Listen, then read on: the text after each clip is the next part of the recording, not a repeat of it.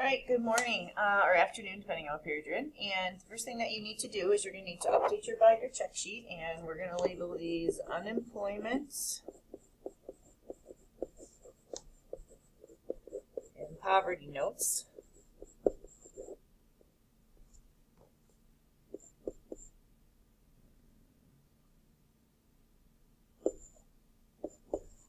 Okay. All right, here we go. If you need to pause, please do so.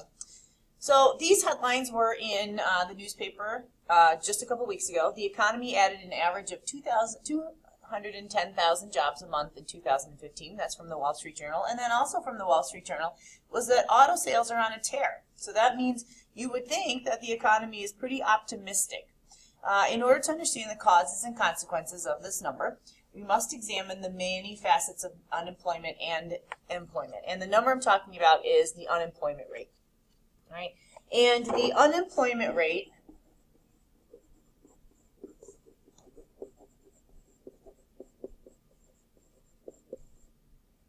is the percentage of the labor force that is jobless and actively looking for a job. So right now it's right around 5.5%, one of the lowest it's been in a decade. So who's considered to be unemployed? Well, first of all, you have to be over the age of 16, and you have to have looked for a job sometime in the previous 4 weeks. And it's not really, like, it's 5.5%, but that doesn't include a lot of people. It doesn't include people that are not seeking a job. So for an example, my dad's retired, so technically he's unemployed, but he's not seeking a job. It could include those who have become discouraged and are no longer looking. So that's another problem, is if people have given up looking, like for an example, when we were in the recession, people just gave up looking. And they weren't reflected in the unemployment rate, but yet they are unemployed. It also does not include those working part-time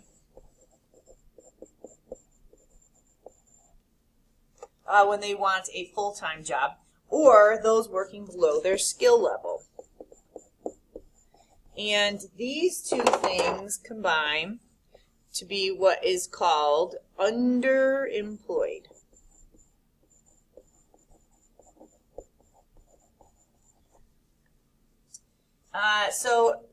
If you are, for example, got laid off from Lockheed Martin and you are working at Walmart or McDonald's part-time, you are definitely underemployed. You're under your skill level, and you're also under the amount of hours that you would be working.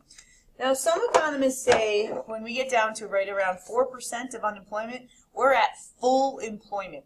And that's kind of a misnomer, because at full employment does not mean that everyone has a job.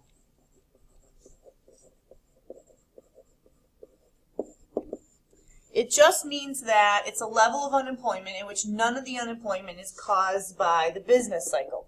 So the people that don't have jobs are choosing to not have jobs for one reason or another. So for an example, they might decide to go back to college, or they might decide that they want to retire early. So even in a healthy economy, there's going to be unemployment. So 4 to 5% is considered a full employment. So we're right near there right now. And also, the fact that there's always going to be frictional unemployment, and frictional unemployment, if you look down here,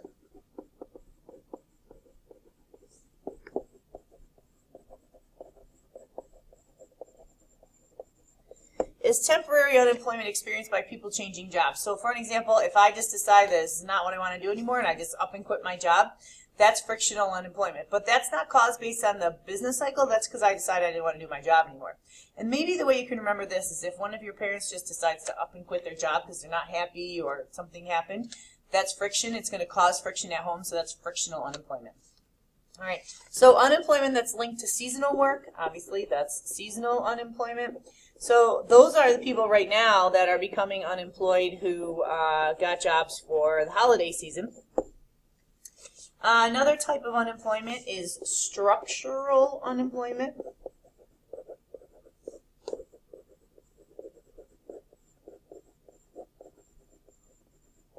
And this is a situation where jobs exist, but workers looking for work do not have the necessary skills for these jobs.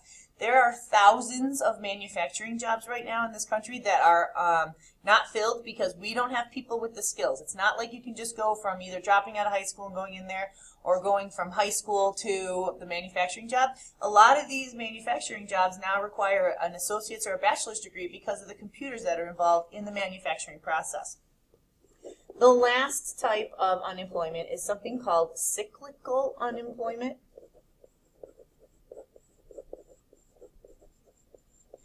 And cyclical unemployment is caused by a part of the business cycle with decreased economic activity. So if you think back to yesterday where we had the ups and downs of the economy of the business cycle, cyclical unemployment is going to be down in here when we have a downturn in the economy. So that would be during a contraction of the economy.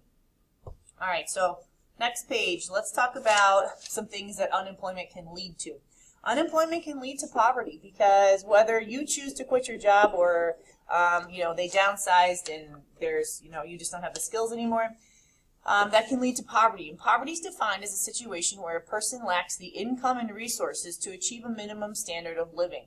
And in a second, we're going to talk about the poverty threshold, which is right down here. All right, let's go back up.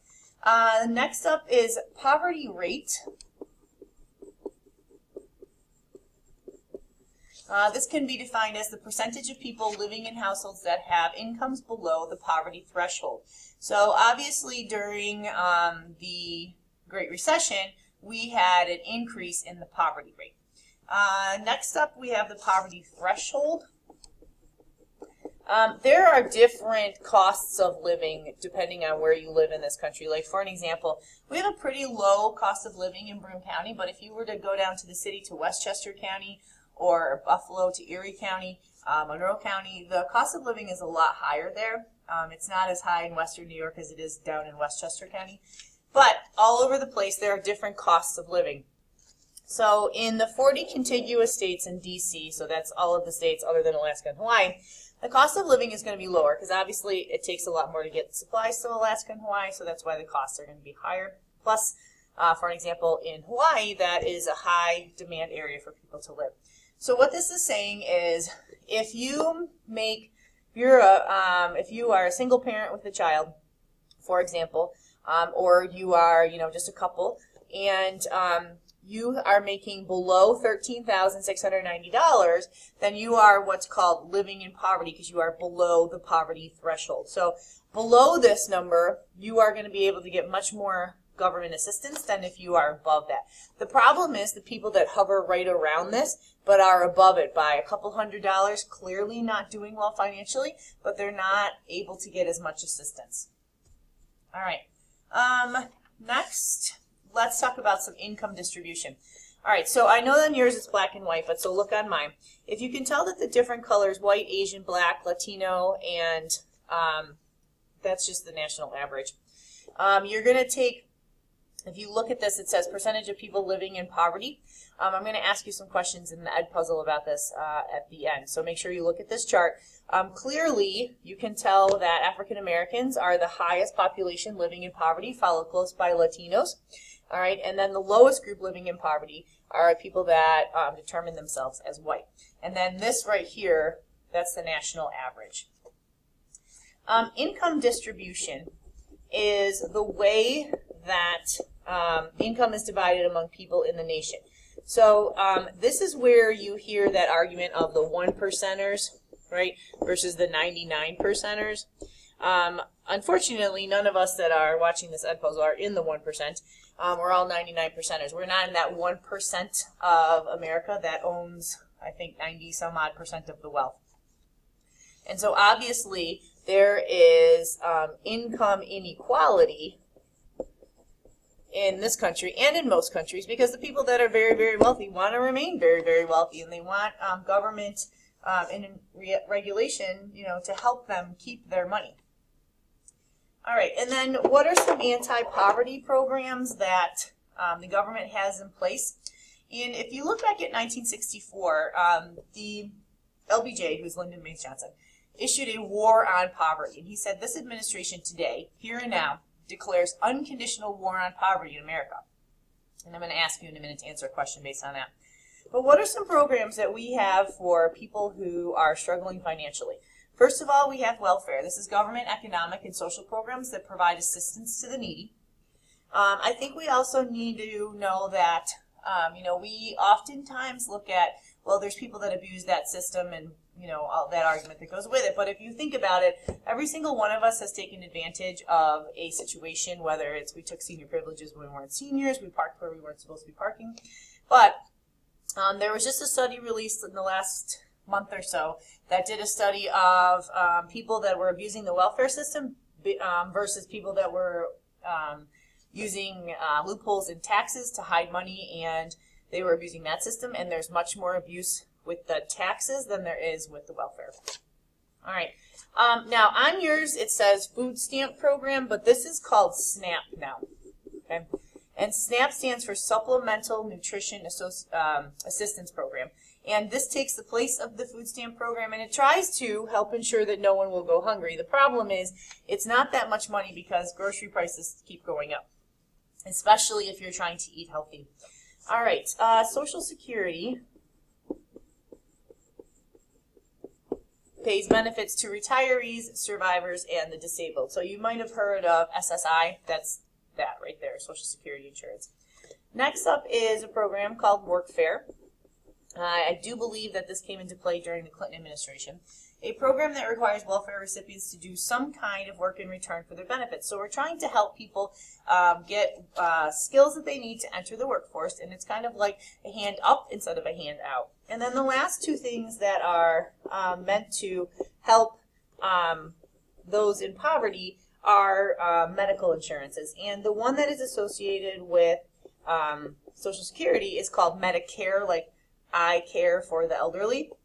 And the one that is helping those that are impoverished is Medicaid, like I Can Aid those that are impoverished. All right, so make sure that you answer the Edpuzzle questions and then follow the directions in Schoology. Thank you for your attention.